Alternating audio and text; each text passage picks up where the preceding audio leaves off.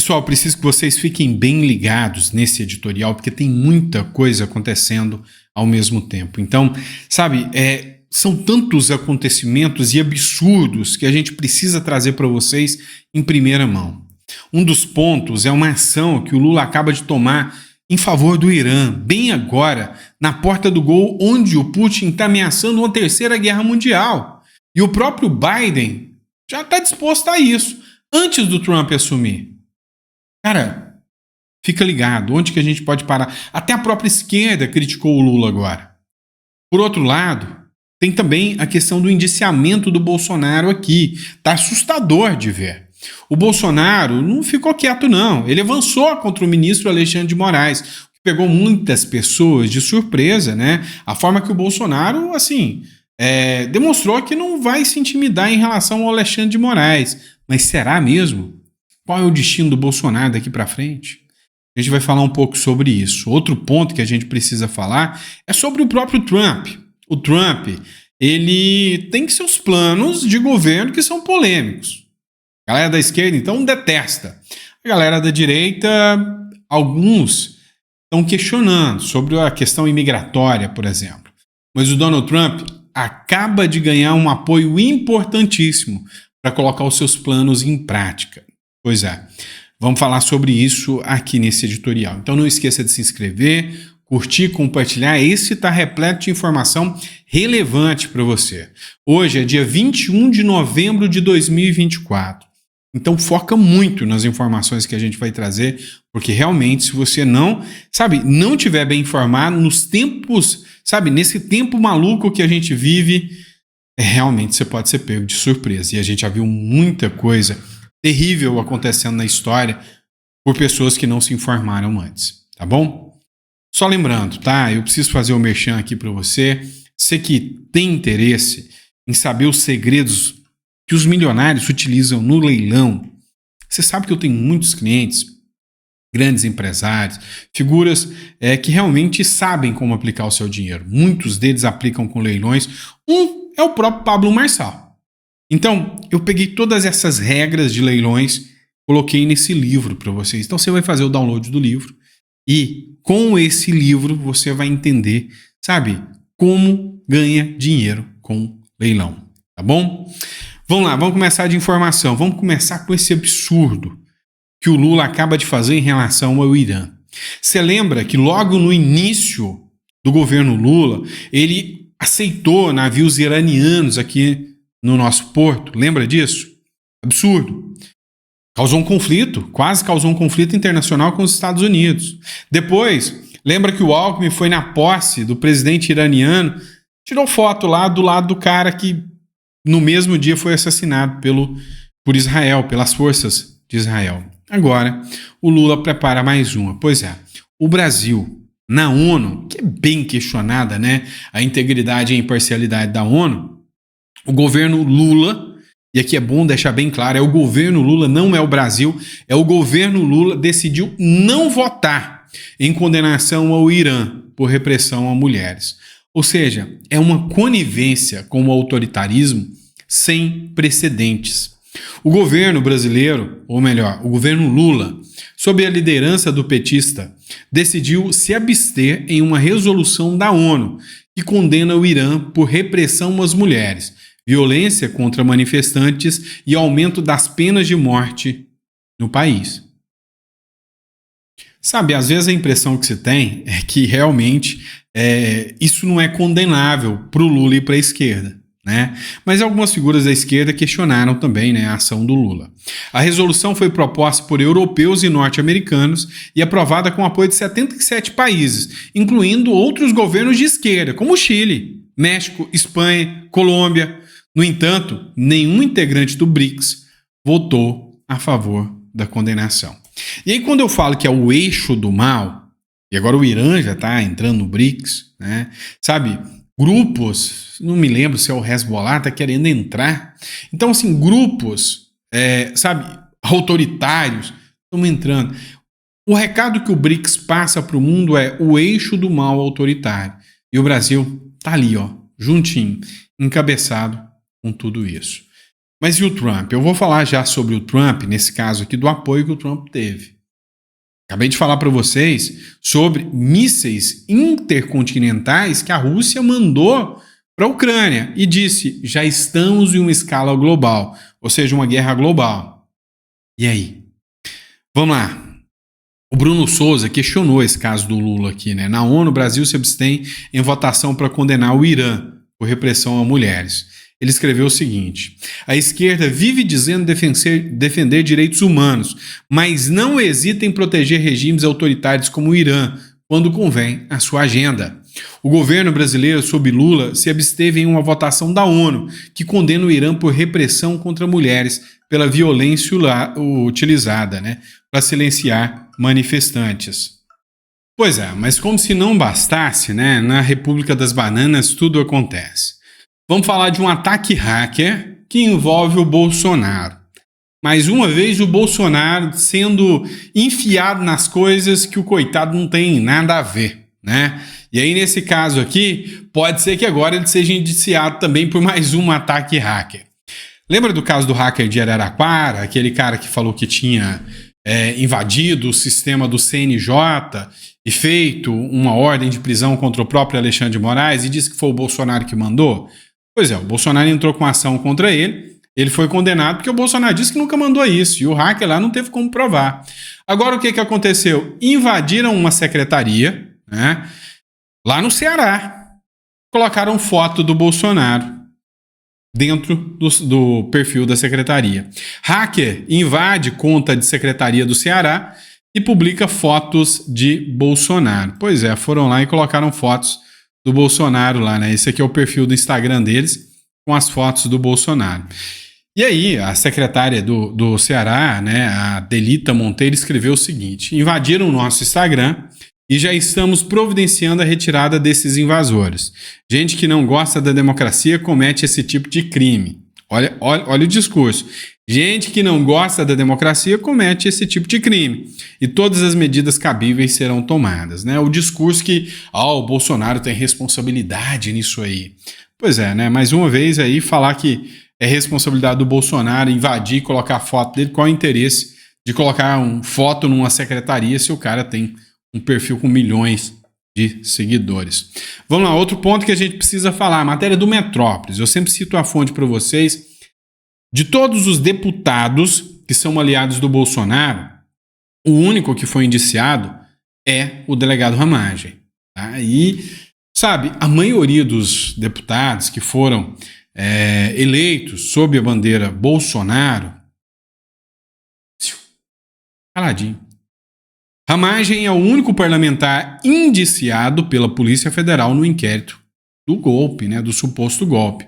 O deputado federal Alexandre Ramagem, que é do PL do Rio de Janeiro, é o único parlamentar na lista de indiciados do inquérito que investiga uma tentativa de golpe de Estado no Brasil em 2022. O parlamentar tem foro privilegiado, mas na prática nada mudará, uma vez que o caso já está no Supremo Tribunal Federal, ou seja, a maior corte do país.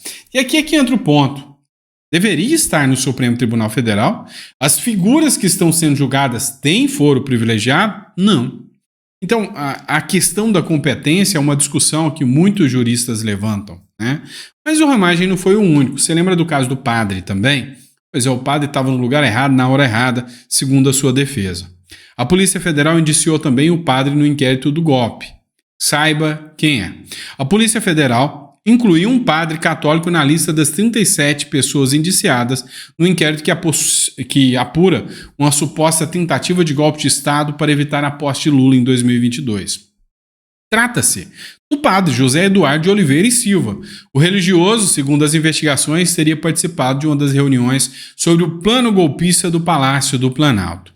De acordo com a PF, a reunião ocorreu no dia 19 de novembro de 2022 e contou ainda com a presença do ex-assessor para os assuntos internacionais, o Felipe Martins. A situação está tensa para ele.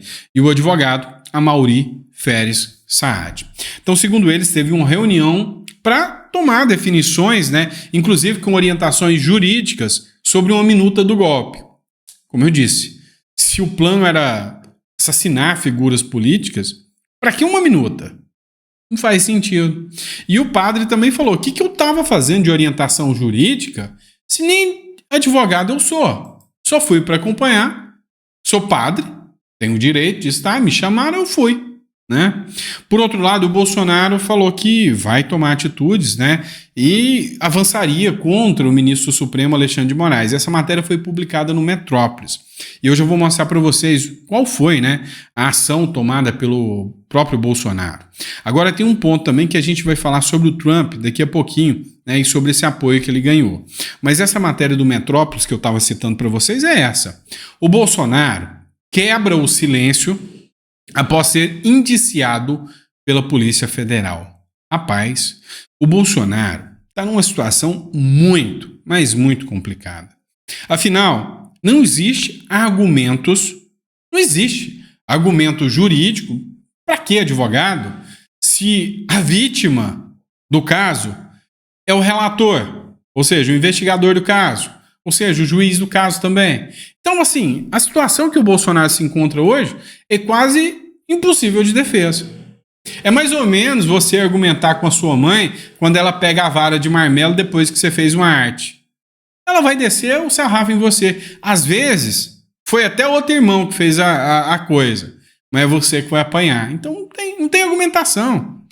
Vamos lá, pessoal, olha só. A matéria diz o seguinte: Jair Bolsonaro se manifestou após ser indiciado pela Polícia Federal por suposto envolvimento num planejamento de golpe de Estado após a vitória do Lula, em 2022.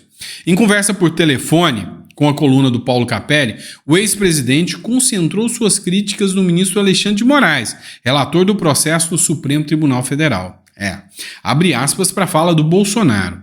O ministro Alexandre de Moraes conduz todo o inquérito, ajusta depoimentos, prende sem denúncia, faz pesca probatória e tem uma assessoria bastante criativa. Faz tudo que não diz a lei. É a primeira crítica do Bolsonaro. Segunda crítica, abre aspas. Tem que ver o que tem nesse indiciamento pela PF. Vou esperar o advogado. Isso, obviamente, vai para a Procuradoria-Geral da República. É na PGR que começa a luta. Não posso esperar nada de uma equipe que usa a criatividade para denunciar, finalizou o presidente. Quando o Bolsonaro fala em usar a criatividade para denunciar, o Bolsonaro está se referindo lá no Twitter Files. Você lembra que teve um jornalista de esquerda e esse jornalista divulgou trechos de fala de assessores diretos do ministro Alexandre de Moraes, onde ele pedia para investigar a revista Oeste. E aí um assessor falou, mas eu não vi nada, é só reportagem.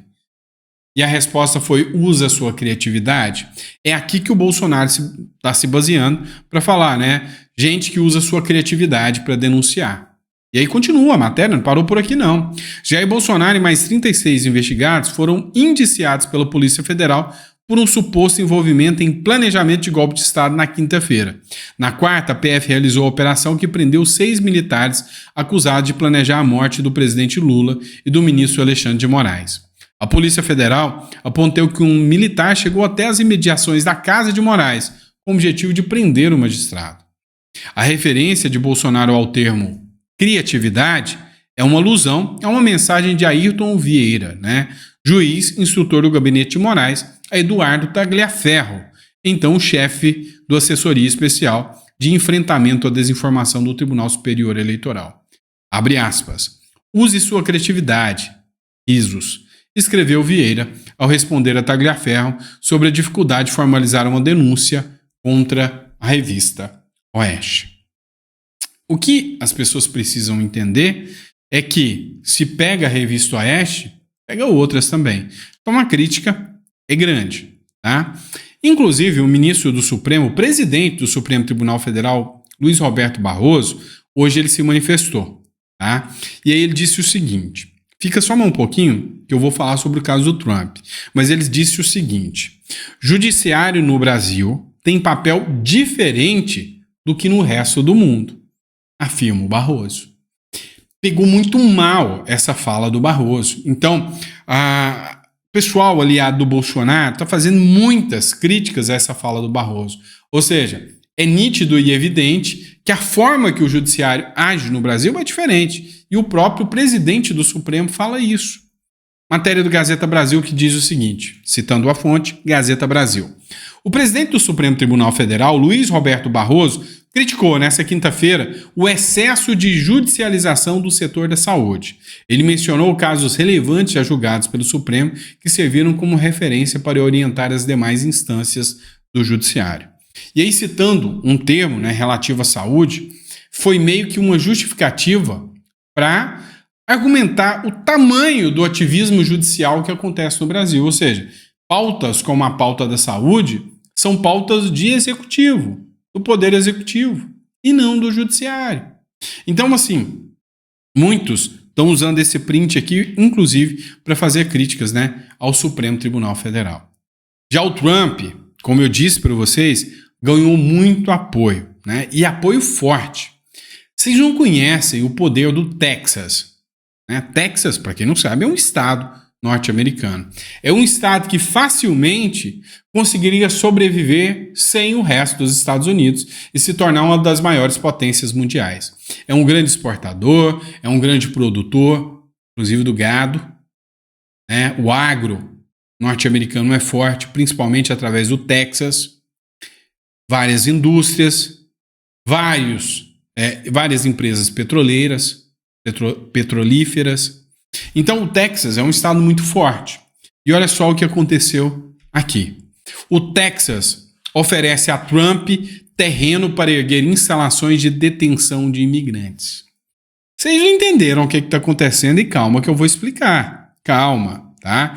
Tem coisa grande acontecendo, coisa lá Bukele. Calma.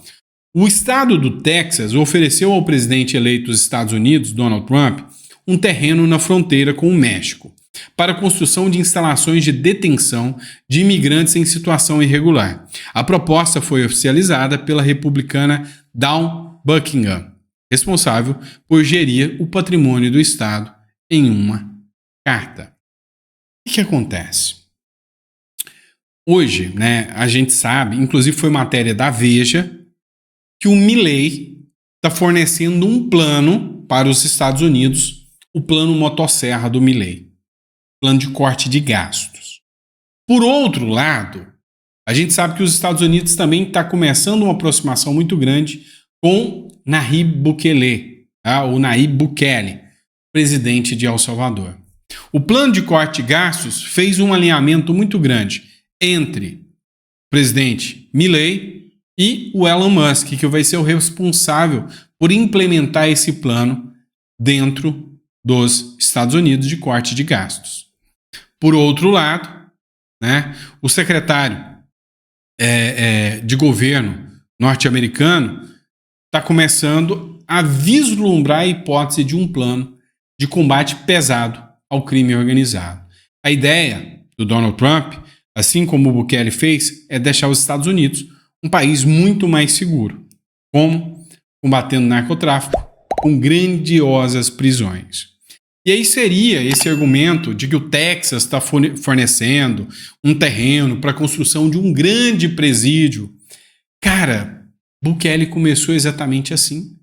Não, nós precisamos construir um presídio para que a gente possa tirar as gangues das ruas, o crime organizado. De repente se tornou um mega presídio, onde políticos corruptos foram enviados para lá no futuro. E aí estaria o Trump, agora com o apoio do Texas, realmente fazendo esse plano, né? É possível. É possível. Então, assim, mais uma bola dentro que a administração Trump tem, ou seja, mais uma carta na manga que a administração Trump tem a partir de então para implementar, né, o seu modelo Bukele-Milei dentro dos Estados Unidos. E aí vocês não entenderam. É a maior vitrine do mundo. Vamos pegar El Salvador? El Salvador é um país tiquito, ninho, muito pequenininho, que fica na América Central. Certo, o cara chegou e fez e se tornou um dos presidentes mais populares de um paizinho pequeno. El Salvador, pouco conhecido. lá na América Central. O Milei, já numa escala maior, está virando referência para o mundo. O Banco Mundial está elogiando e muito as medidas aplicadas pelo Milei, que pegou um país devastado pela esquerda com um alto índice, né, de inflação, reduziu a inflação para 2 dígitos, estava já pior na casa dos 3 dígitos, uma coisa assustadora. Conseguiu reduzir a inflação, corte de gastos públicos e chamou a atenção do mundo.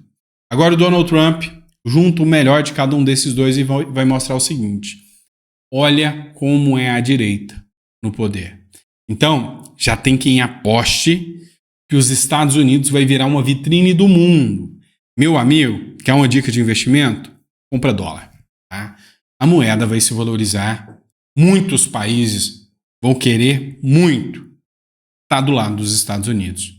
Estados Unidos, se já é uma potência econômica, né? Quando se observa o PIB, né? O PIB dos Estados Unidos bate a casa dos trilhões. O segundo colocado, que é a China, está bem distante. Então, ainda é o maior PIB de todos os tempos. Agora imagina se o Trump colocar um modelo Bukele e Milei em conjunto. Aí, meu irmão, o bicho vai pegar. Tá bom? E é isso, pessoal. Espero que você tenha gostado desse editorial. É sempre um prazer estar aqui com você. Quer investir em imóveis? Essa é a Bíblia dos imóveis que eu separei para você. Tá? Vale muito a pena. Leilões de imóveis. Esse livro perfeito para você. E se você puder também, curte, compartilha, deixa no comentário e ficou até o final. Tá bom? Grande abraço, fica com Deus e até o próximo editorial.